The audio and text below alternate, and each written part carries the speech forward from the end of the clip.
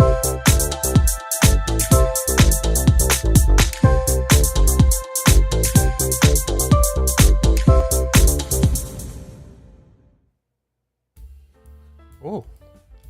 good evening, people of the internet. Thanks for coming by. I just made it.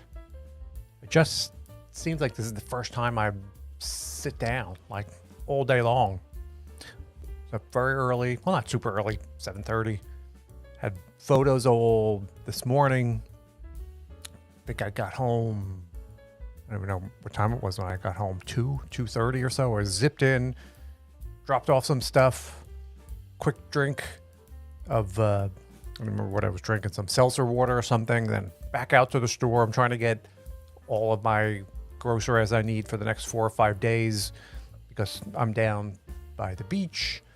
And of course, this weekend, there's like hordes of people that will start arriving tomorrow. And you don't want to go near a grocery store like where I live over the next 4 days or so because it's just chaos. So it was getting all my stuff over the past couple of days. I remember there's a few more things I needed to get.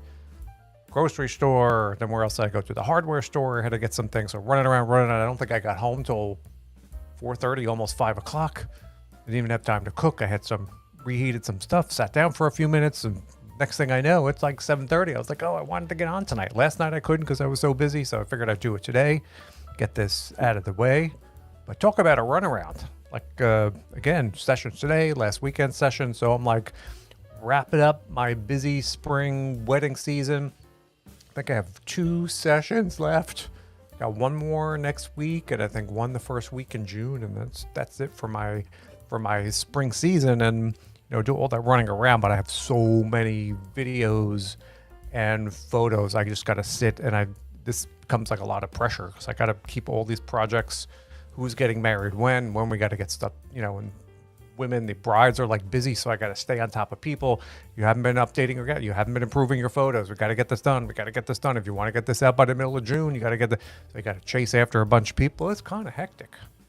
So the middle of this season, so there's a lot going on. So hence haven't been doing too many regular videos, and I'll be back sort of to a little bit more free time after the next week or so, and things will get it back on pace a little bit more. But thanks for stopping by. Thanks for watching the show. My name is Michael. I'm a professional women's photographer here in New Jersey. Been working on boudoir for over 15 years or so. And so we do this little live show to answer some questions about boudoir photography and help women make smart choices when choosing their photographers. Because as we learned in this show, it's not the easiest thing. It's not as simple and straightforward as you may initially think it would be to go out and pick a boudoir photographer. And we want everyone to have a great experience, have a great session, and enjoy me watching from my big sippy cup. I got a bigger cup. Usually I have that little teeny tiny cup, but my voice is still horrible. Still wrapping up like pollen season here. So usually I have like 15 minutes of talking before I completely lose my voice, but we'll see how it goes. And hopefully the pollen is coming to the end. My busy season is coming to the end. Yesterday I went out early to a park by me. I do a lot of walking, and I'm not, one of those crazy people walking really fast. And it was hot, like it was brutally hot, and it was super humid, more so than I thought. So I was like, sweating. I didn't want to overdo it. I'm not used to that heat. Trying to get, I noticed my face got a little tan, my arm, I had my shirt off walking around out there. I wasn't even out for that long because it was so hot. But we got into this kind of nice weather going on, except for today. Of course, I had to go out and do a session. It was pitch black, and it started thunderstorming, and it was dark. But the weather's been pretty good, so things have been going pretty good. And it's exciting. People think this is an easy job. It's not an easy job during this time of year. And I'm ready for it. Getting all these brides their gifts. It's a lot of fun to do. So let me get my name off the screen, and we'll get in and do what we came here to do tonight, and that is answer some questions. And I put these questions in. I don't remember. I put them in even what day it is. Wednesday. It could have been last weekend too. When I had a few moments, I added some questions in. So by this time, I forget what the heck I put in here. Some of these are from like 2 or 3 weeks ago when people contacted me. And contacts have been going down because I think that spring boudoir season winds down a little bit. It gets a little quieter over the summer, but I still have like a backlog. So I got some of these in here, and we will get started tonight with a question about outdoor photography. And the question is, can boudoir photography be done outdoors? And what should I consider if I choose that option? Well, as I always say, technically you have to understand there is no such thing as outdoor boudoir. It's like one of those jumbo shrimp type of situations. It's like an oxymoron. Boudoir means bedroom. Outdoors is outdoors. So you can't be doing boudoir photography outdoors. It just doesn't work. Now, that being said, of course, photographers, because they don't know any better, advertise outdoor boudoir photography. And so people associate taking pictures of in your underwear outside as boudoir, but it's really not what that is, because as we talk about, lingerie is not the defining characteristic of boudoir photography. And I always use the example of I took you and put you in a bathing suit and we went into my backyard and I took pictures of you in a bathing suit in my backyard. We wouldn't call them beach photos, would we? Because why? A swimsuit is not the defining characteristic of a beach photo. If I put you on a subway and took a picture in a bathing suit, it's not a beach photo. It has to do with the environment, and lingerie is not the defining characteristic of that. In order to be a beach photo, you need to be on the beach. Or a boudoir photo, you need to be in a bedroom setting. So just because you're wearing a bikini doesn't mean it's automatically a beach photo. Just because you're in lingerie or underwear does not mean it's boudoir. So if you are outside in a field in underwear, it's not an outdoor boudoir session. So what is it? I don't know. I don't know what you call it, outdoor photography, but I understand. Just want everybody to be clear that there's no such thing really technically as outdoor boudoir photography. It could be just, I don't know, glam photography or whatever you want to call it outside. I'm not against it. It's just technically that's not really a thing. So do people take outdoor photos in fields and areas like that? Of course they do. And it's really actually, it can be very pretty. I've seen sessions in fields or by streams and so forth where do a lot of work outside. Where I am, we talked about this again a few weeks ago in New Jersey, where everybody is jammed on top. There's not a lot of space to spread out and to go somewhere where you're going to have privacy. It gets a little tricky. I think maybe if you're in Colorado or somewhere in the Midwest where a lot fewer people and a lot more space, it's not really a problem. You could probably drive a few minutes out of town and not have to worry about it. You can have seclusion and some beautiful scenery and so forth. So if you are considering, especially now as we're getting into the summer, doing something where it's outside, of course you want to talk to this photographer and ask them what type of location they typically use. Is it something that is isolated and is there privacy there? I don't know if you hear that. I keep looking over, giant electric trucks pulled up. No, they're pulling out now. Big giant electric trucks pulled across the street and working on some kind of box. They've been circling the neighborhood. So I was like crossing my fingers that they weren't going to touch a wire and blow out the electric, but they started their trucks making a ton of noise. But you want to talk to your photographer about where they go. Is it okay? Is somebody coming along to act as like a lookout? Because, there are, especially if I don't know all of the rules, but if you find yourself on government land or something like that and someone gets caught without any clothes on, you could potentially be in some kind of a problem. It's probably a real low risk to something like that, but it is certainly something to be concerned with and talk to the photographer that you're working with, find out where they go. Is someone a lookout? How does their experience go? And I would get as much information as you can about how this photographer works. And another consideration too, and this is something I run into all summer when working on the beach, is you're beholden to nice weather as well. So you may choose a session day, but if you're booking 6 weeks from now or a month from now, who's to know on June 18th what the weather's going to be like, so it's a little bit of a roll of the dice. So sometimes you need some flexibility in working outdoors as well. Nothing wrong with it. I think that's something you find in more areas of the country, not where I am, Northeast, because it's too crowded.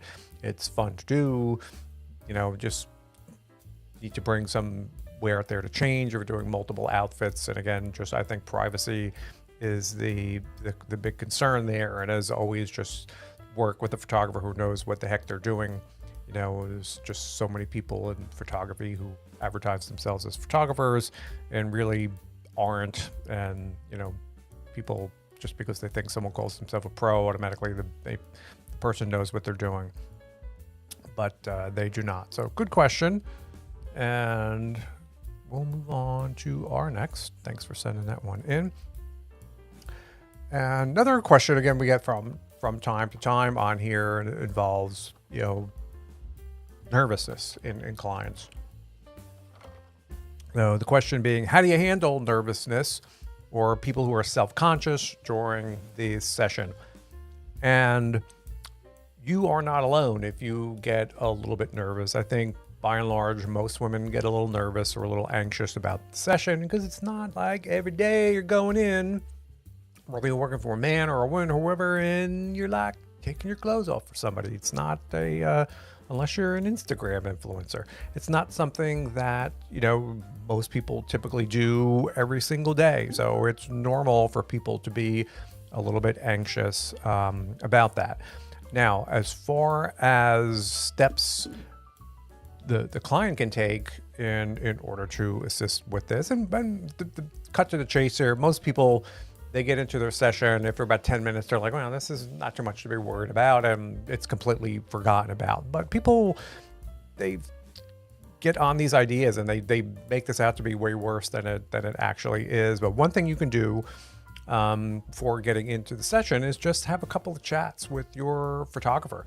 Call him or her up and, to say, hey, I'm a little anxious, and taking that time to build that relationship with them ahead of time, talking to them a little bit, you start to build that relationship, and that can really help as well. And if you can't talk, even some emails, even just initiating that contact with them. So when you're going there isn't the first time you're really talking to them. You feel like you know them already, and that can really help as well.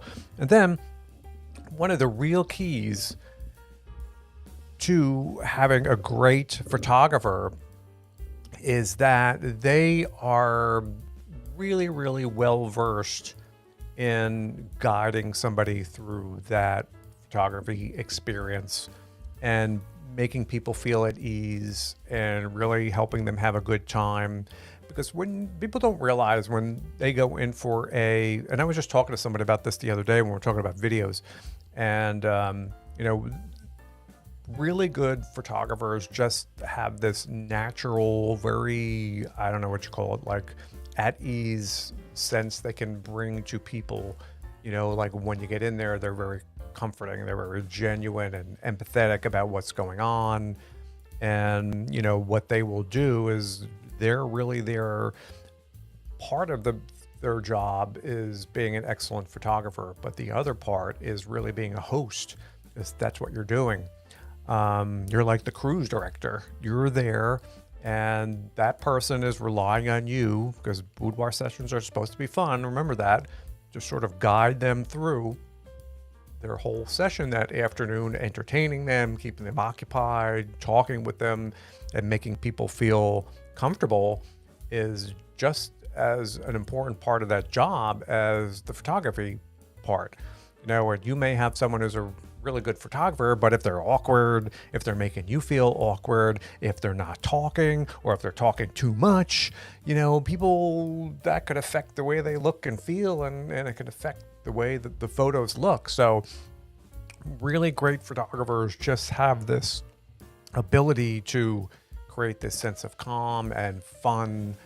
And again, when you get in there, you'll know, and it's just like your nerves will just melt away, and you'll be like, what the heck was I worried about? There's nothing really worth, getting nervous about. And then usually, like I said, what will happen is you'll be having a great time and you're not going to want to leave.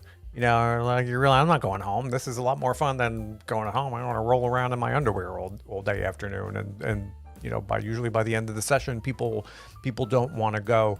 So don't underestimate that. And that's definitely something you're going to be paying for with a photographer, but they just have a lot of experience in skill in sort of not just the photography part of it, but in guiding people through their session and creating that sort of calm and fun scenario there. So usually that goes away. And like I said, talk to your photographer ahead of time. That can help with those nerves as well. So good question there.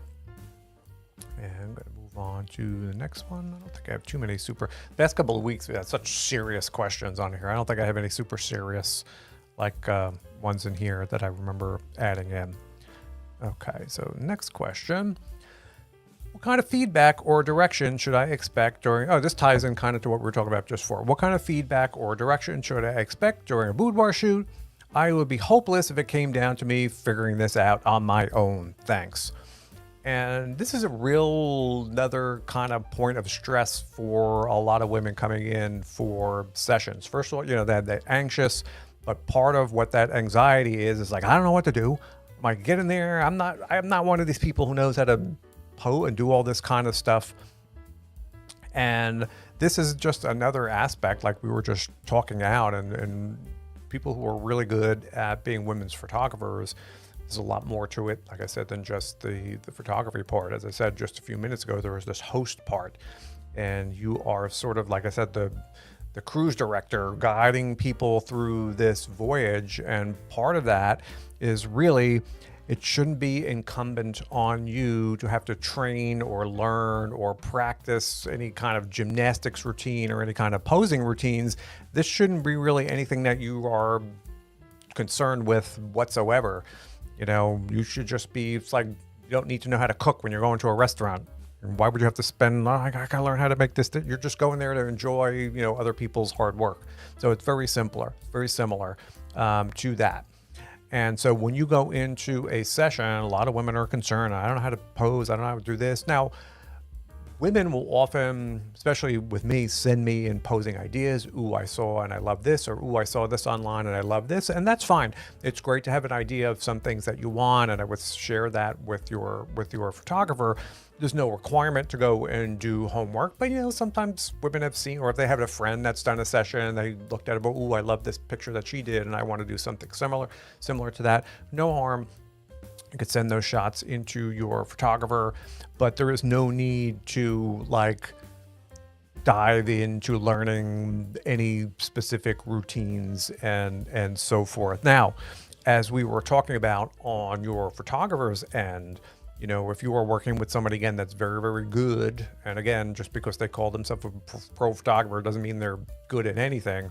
But if you really want to ask the person, again, talk to them about their experience, but if they're an exceptional photographer, this is something that will become a seamless part of your experience, and it is done in a way where it's not work to you, it's not stress to you, it's just part of the flow of that session and them walking through. Now, I always joke in my sessions, I'm super bossy. I'm going to be the biggest boss you ever had. And I speak in a voice like that. No, I don't know why I was speaking like that, but and then there's just relief of, because I don't know I don't know how to do this. So the women want to know when they come in that, that's off the table as far as another worry. So your photographer will make that very clear. And then, there will be plenty of direction of how to start and how to move and how to go. If they have multiple, vignettes, and you'll do some poses standing and some poses lying down, or whoever seated or whatever you're going to do, they will move you through this in a way that is fun and you'll enjoy doing it. And the key is to make it seem not really like you're doing a lot of work, like you're mowing the lawn or doing yard work or something like that. So there will be feedback about, move your arm a little this way, or however they're trying to pose you. So not something you really need to be worrying about. And good photographers will be really on top of that again and guiding you through, but without seeming like, it's difficult or so. They'll turn it into a fun experience. So there's no need to really worry too much about that or practice or thinking I'm just going to have to flop down in the middle of bed and I'm not going to know what I'm doing.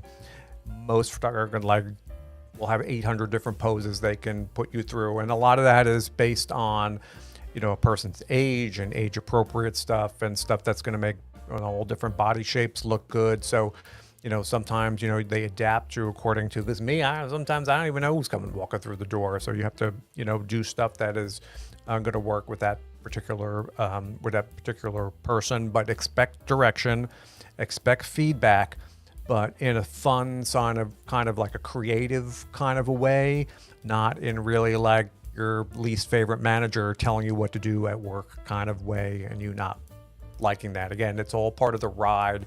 That photographer is there to help you have a great time and to guide you through that session. So no stress, no, as working on poses. And again, this is something, always have a talk or a consultation with the photographer that you're working with. And that's a great question to ask that person and say, hey, when women come in, what is your typical routine like, or how involved you are in guiding people through the session? And then the more you know about them before the session, the more comfortable you'll be and, you'll be able to enjoy it a bit more. So good question there. And next one looks like it's like a two-parter. Oh yeah, this was from a photographer that sent this to me. It's like, hey, Mike, hey. I'm a newbie part-time photographer. I found your show. You are real. Well, thank you. I feel real. And you can really tell you have practical experience. As a new photographer, how do I know ... Let me find part B of this question. Oh, there we go. Who to listen to and why do I cut off part of this question. But the question was, why do so many photographers want to show other photographers what to do? And I'm not really sure who to follow in the world of photography, because everybody out there seems to be telling me what to do as a new photographer. So this question was like, how do I know who to listen to, or how do I know who to follow? And the answer to this question is that it is very difficult. If you are a new photographer, you don't know what you don't know. And at that point, everybody seems like they are a genius at what they're doing. So it is very hard. And how do you know who to follow is incredibly difficult. Now, I'm on Instagram a little bit, and you can't flip through like 3 Instagram reels without somebody telling you how to do this, or you should be doing this, or you should be doing this when it comes to photography. Oh, who's chatting with me? Oh, hi, Yulia. Thanks for leaving the comment. Nice to see you. Thanks for stopping by and watching. I'm solo tonight. None of my buddies are with me. But when it comes to following photographers, it is difficult. And I am somebody who's never made it a practice. I have no interest in telling other photographers. There are some people who want to go out there and just be this authority figure. I don't care about that, because my money doesn't come from other photographers. So I am not one who really cares about telling anybody else what to do. Not interested. It's not my business. But if you are looking for guidance, it is really, really tricky. And I think the best way to do it in this age, because everybody is an expert on the internet, you just have to sort of, by nature of watching a lot of different people and seeing and getting a lot of different opinions, really be a critical thinker and start to see what makes sense and what doesn't. And if you are looking to get into, especially like women's photography, it's a mess. Photographers are so bad out there. And what could be really helpful is finding somebody local to you who is an established photographer, building a relationship with them, and good photographers are not going to charge you to be some kind of a mentor, mentee type thing. And then just try to build a one-on-one relationship with somebody local and somebody is experienced. And that's what I always tell them, and try to get some practical experience from them. And it doesn't have to even be a boudoir photographer, because boudoir photography is very, very difficult to go out of the gate and start to do, because you ain't gonna find women lying around who just want to take their clothes off for you. It just doesn't work that way. So you can just, even if it's taking dog pictures or people pictures or whatever it is, you just have to become very good at just regular photography. And once you master those technical skills and become an excellent technical photographer, you can start that change into working on women's for photographers.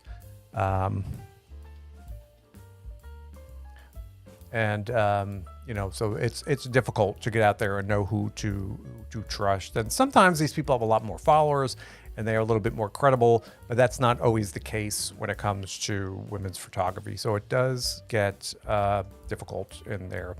So I'm not going to spend too much time on that, because sometimes I get questions from photographers and I pop them in there just once in a while. So back to my reality is this client questions. Now, this is an interesting question. Got this like 3 weeks ago, and I didn't get to put it on the session or on the video. What is the toughest part about being a boudoir photographer that people may not know about? And this may be different from person to person, but for me, the most difficult thing or the most difficult session, and something that you may not really think about, is that every so often you wind up working with somebody who is very, very ill. And I've had about a year since that's happened to me. And sometimes they will tell you ahead of time. Sometimes they will not tell you ahead of time. And then you may show up, like I recall, this was not this Christmas, the year, well, maybe it's been over a year, Christmas ago, or doing a couple of sessions through Christmas. And one woman was late. She was very, very late. And I was waiting because I had still one more person that day. And so I was waiting and waiting. What's going on? And I see a car pull up in front of the building. I see a door open. And I see, a man get out of the car. And the man is walking around to the other side of the car, and he's essentially lifting the woman out of the car. And she was struggling even to walk, and there's stairs going, and she was struggling. I was like, I'm going to go down there to help. And I have a lot of stairs coming up, and the man was walking and helping her up the stairs, and she could barely walk. And it turns out, she was very, very ill. And then it's really, really difficult when someone comes in and, the message is, I don't know how much longer I have, and I wanted to create something for my husband or whoever it is to remember me. Those are very, very difficult sessions. It's hard. Maybe it's even harder when you know ahead of time, but sometimes people just show up. So that's an aspect, I think, of this job, that when you've gone through enough sessions, that eventually you run into these from time to time. And even though what I do is 99% of the time like wonderful, and we joke and we laugh and we have a great time, there are those occasional sessions where on the outside, I guess you're still trying to make it a fun experience, but that information changes the dynamic of that session in like such a way. And I remember literally weeping after some of these sessions, like, oh, did I do a good enough job? And this, how much pressure is on you. So that's one aspect of this job, which is very, very difficult. And I've had to go through that a few times. So people thinking about getting into doing that, it's a reality and tough situation to deal. I don't even like to think about it now, because it makes me feel sad thinking about some of these sessions that I've gone through in that. But thanks for sending that question in. On to hopefully more, as I'm all tangled up in my wires, lighthearted stuff here. Question number 6, much more lighthearted. I'm excited about my session. What are some unique ways to display boudoir photos once they are finished? Well, this is an interesting question too, because people don't realize that it wasn't even too long ago that this was all secret. Everything was quiet, and you gave somebody a photo book, and then they locked it up and they hid it, under like a bunch of blankets or something in their room, and no one would ever see it. God forbid you saw a picture of somebody in like a bra. It's like, hide the children, flee, and things have changed so much in the last 10 years where now I literally will have women like live streaming themselves from the session, and this is a lot more public. So people do display boudoir photos a lot more publicly now than they used to. So what you'll find now, some interesting things are, it's common, it's not a big deal, but like wall art. We'll have people, and we do a lot of portraits in our sessions too. It's not just boudoir, so people are bringing dresses, wall art. I've had people create, different kinds of framed or even canvases of various sizes, and hang those in rooms. I guess it really comes down to what's going on in that area and what photos you're picking to put up. A lot of times I've had women, if they've gotten larger work, it's more portrait-y type stuff. But for boudoir, one of the big things are calendars, especially if like boyfriend, they'll get like a calendar made of 12 pictures, one for every month, if something that they don't mind having displayed. And then now it's not really a way to display it, but we're talking about videos are enormously popular. And for a while, we were doing a lot of phone galleries and putting collections of photos like on an iPhone. There was like a little app that you could put them through. But those are some of the most popular ways. And, I don't think those, like most other photography, I don't think there are too many unique ways that women go and display sort of boudoir photos. I think you have more of that standard type of array of photography products in there. And is that it? Is that all our questions for tonight? I think that was it. So that was fun. And as I said, normally I'm exhausted from having them run around all day. So we got through a bunch of 6 or 7 questions tonight. It's really great. And as usual, and most of the people who are seeing this watch it afterwards, but you can always leave some questions in the comments and I will see them, get them in future episodes. But most of the time, these are coming through the chat on my website, or people are just emailing me. I hang on to these questions and we'll put them in a future episode. So, as we always talk about, it is very, very difficult to find a good photographer. People think it's so easy to find a woman's photographer, but it's not. And it is super difficult. And what we really try to avoid, and what for years now, is bad choices. And people thinking that every woman's photographer is the same is about as far from the truth as you can get. And just like restaurants, there's kitchen nightmares out there and sort of everything in between. And just because someone calls themselves a pro means nothing. And it's the biggest pitfall that women fall into is, this person's a pro. Meanwhile, they know nothing. They have no experience or technical ability or anything. And, you have to learn how to do a little bit more work and dig deeper and ask the right questions.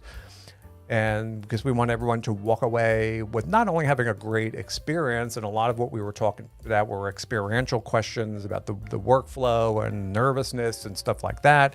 But when you find someone who's really on top of their game, that part becomes very, very easy. And also we want people to have a great experience, walk away with wonderful pictures.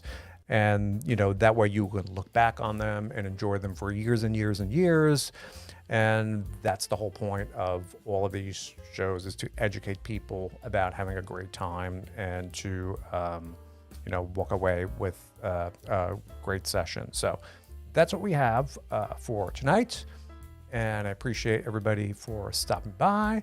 And now I'm just ready to pass out and have the weekend off, thankfully, and then back to work next week. I think I have 2 more sessions next week, and then a little bit of a break for the summer. Then I have crying babies all summer on the beach. So I give myself a little break for 2 months or so, usually or 3 months, June, July, and August. And then in September, I get back to brides. Usually in the summer, there's always a teacher or somebody who's off, and we'll wind up squeezing them in. But I try to push all my bookings back to at least September, and I give myself a little bit of a break. So I'll still be coming on. This is my hectic time of the year, so it's a little tougher for me to make new content, but this, I can sit down and fly through this. So got on to do this, doing another show next week. And so tonight we're going to call it a night.